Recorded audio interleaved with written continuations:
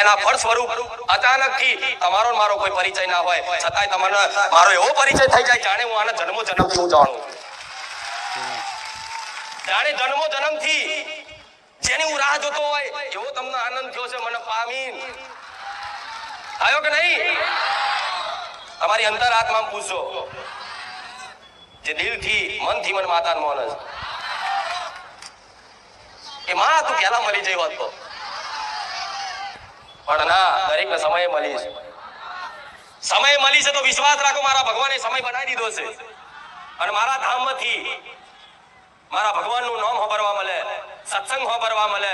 માતાજીના ગુણગાન માતાજીની લીલા માતાજીની મહિમા આ બધું સાંભળવા મળે છે તો સમજી લો તમારી પર વિશેષ કૃપા તાર હાલ છે કહેવાય છે હુકમ વગર માતાજી ભગવાનના દર્શન હેતુ જવાતું નથી તો મારા ધામમાં ભગવાનનો માતાજીનો હુકમ થયો ને તારે આવાય છે ને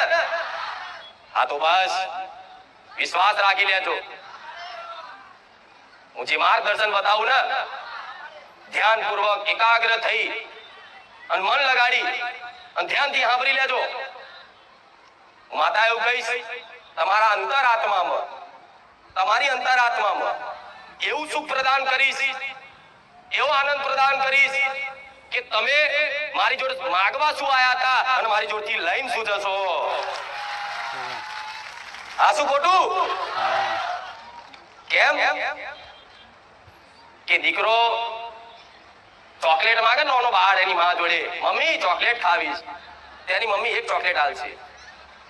એનો દીકરો ફરી ચોકલેટ માંગે મમ્મી ચોકલેટ ખાવીશ એની મમ્મી ફરી ચોકલેટ આલશે અને ત્રીજી વખતે દીકરો કહે છે કે મમ્મી મારા ચોકલેટ ખાવી છે તેનો એની માં એને ખૂબ પ્રેમ કરતી હશે ખૂબ લાડ લડાવતી હશે ખૂબ ચાહતી હશે છતાંય બે વરગાડીને કહે છે કે સોની મોની ચોકલેટ ખાધા વગર ઉધરસ થઈ જશે પછી ગમે તેટલો રડે તોય માં આપ માને ખબર છે કે આ ચોકલેટ ખાવાથી એનો ઉધરસ થઈ જશે એ બીમાર થઈ જશે એને તાવ આવશે આઈસ્ક્રીમ ખાવાથી એને શરદી થઈ જશે માને ખબર હોય કે દીકરો માંગે તો 2 ચમચી ખવડાવી લે શિયાળો છે આઈસ્ક્રીમ ના ખવડાવાય તો આજે તમે એવા બધા જ છો કે જે નુકસાન થાય એવી વસ્તુ મારી જોડે માંગો ચોથી માં હું આલું ગાડી માંગો બંગલો માંગો કોઈ લાડી માંગે કોઈ માં જોડતી હોય કે આ ગાડી માંગે છે હું હાલ ગાડી લઈ આલું એટલું મારા ભગવાને મને માતાને સત આલ્યું છે કે તાર હાલ બોલી લઉં ને તો આવતા રવિવાર બધાના ઘેર ગાડીઓ હોય એ મેળવી છું પણ ના માને ખબર હોય કે અત્યારે જો ગાડી લઈ આલું અત્યારે થોડા ઘણા પૈસા આપી દઉં અત્યારે થોડી સુખ શાંતિ સુખ સાહેબી આપી દઉં તે દીકરાને એ જ સુખ સાહેબીથી નુકસાન થવાનું હોય એવું માતા જોડતી હોય કેમ કે મનુષ્યની અંદર એક સૂક્ષ્મ અહંકાર એવો હોય છે કે જે માણસ સાયકલ લઈને ફરતો હોય અચાનક એના પૂર્વના કર્મોના ફળ સ્વરૂપ કદાચ જમીન બમીન વેચાય કે ગમે તો આગા પાછા પૈસા આવી જાય આકસ્મિક ધન લાભ થાય અને ગાડી વાડી લાવો તો ઝાલ્યો નહીં રહેતો 4 બટન ખુલ્લા રાખીને ફરે દાદા થઈને ફરે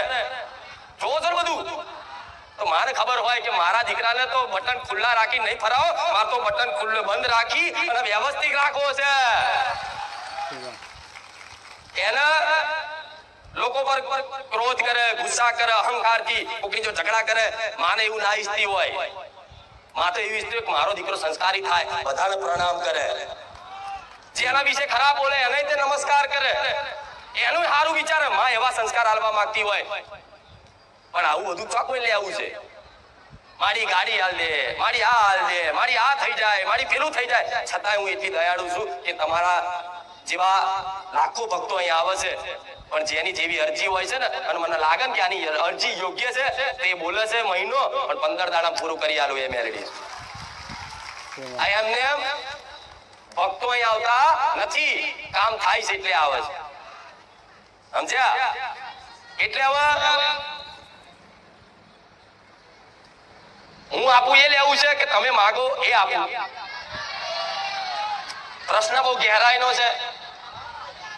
પ્રશ્ન બહુ ઊંડાણનો છે, પણ આ પ્રશ્નોમાં જ તમારું સુખ છુપાયેલું છે. બોલો, તમે માગો એ આપું કે હું જે આપવા માંગુ છું એ આપું? પાકું? ફરી ના જતા હું? હા. તો હું શું હાલવા માંગુ છું હજુ એની કલ્પના નહીં, એના સપના નહીં આયા. જેવું સપની જાગતી વખતે સપના જોયા હોય, ઊંઘમાં સપના જોયા હોય અને એ બધું બને તો બરોબર છે કે સપના પૂરા થયા, પણ હું જે હાલવા માંગુ છું એ તો સપના નહીં આયા કે સપને કોઈ વિચાર્યો કર્યો નહીં. એવું અનંત સુખ, એવું અસીમ સુખ આપવા બેઠી છે. ઓળખી જોણો તો, મારી વાત માની લો તો એવું સુખ કે ક્યારે દુઃખ આવે જ નહીં. નહીં તો માનતાઓ રોજ રાખશો, રોજ તમારા કામ કરતી રહીશ. આજે નોકરી માટે, કાલે ગાડી માટે, બીજા રવિવાર સગાઈ માટે, બીજા રવિવાર લગ્ન માટે, એના બીજા રવિવાર કે થોડા ટાઈમ પછી દીકરા માટે પેલા ખોડે, એના માટે પછી પાછા એના સ્કૂલમાં મૂકવા માટે, એડમિશન કરવા માટે. માનતાઓ તમારી પતવાની નથી, કેમ કે મનુષ્યની ઈચ્છાઓ નો કોઈ અંત હોતો, અનંત ઈચ્છાઓ, એટલી બધી ઈચ્છાઓ, એટલી બધી કામનાઓ કે જે અત્યારે હાલ જે સુખ છે એ તમને દેખાય નહીં. બીજાનું સુખ જોઈ અને તમે દુખી થાવ અને એના જેવું બનવા માટે માતાજી આગળ કામનાઓ કરો કે મારું આ કામ થઈ જાય, મારું આ કામ થઈ જાય, હું મોટો બની જાઉં, હું આમ થઈ જાઉં. એવા મોટા બનેલા તે દુખી છે, તોથી તો વિચારો જે તમે બનવા માંગો છો, રૂપિયા વાળા, ગાડી વાળા, બંગલા વાળા, મોટા સાહેબ જેવા, બરોબર છે. ભણી ગણી આગળ વધશો, મહેનત કરશો તો સાહેબ કહેશો તો સાહેબ બનાવીશું, એ મેલેડીઝ. પણ જો માના શરણે કૃપા જોતી હોય તો ક્યારે એની આગળ કોઈ કામના લઈને જવું? જો અગર તમે કામના લઈને જાવ છો ને ઘડે ઘડે માતાને કહો છો, તેનો મતલબ તમને એવો અધૂરો વિશ્વાસ છે કે માતા હોંભળતી નહીં. તમે રોજ એકની એક પ્રાર્થના કરો, રોજ એકની એક પ્રાર્થના કરો, રોજ એકની એક પ્રાર્થના કરો, તો મને એવું થાય કે દીકરાને એવું લાગે છે કે જાણે હોંભળતી જ નહીં. પણ એક વખત પ્રાર્થના કરીને મેલ દીધું હોય કે માં આ જો કીધું તને હવે તારે જોવાનું, તો હું સંભાળ લઉં. એ પછી જમનું ગાડું હેડે તો જે મારા શરણે જીવન હોપ્યું એને ખબર પડે કે માં રૂપિયો ઘરમાં નતો પણ પ્રસંગ જમનો પતિ ગયો, માં તું જોડે તારો રોમ જોડે. આવા બધા પરચાઓ બધા જીવનમાં અનુભવ કર્યા છે. પણ માતા એવું કહીશ, તમે જે કામનાઓ કરો છો ને રોજ કે આ પૂરું થઈ જાય, આ થઈ જાય, આ થઈ જાય, બરોબર છે. તમને ચિંતા તમારા પરિવારની, તમારા દીકરા દીકરીઓની, ઘરની બધી ચિંતાઓ હોય. બધાના માથે એવું થઈ ગયું હોય,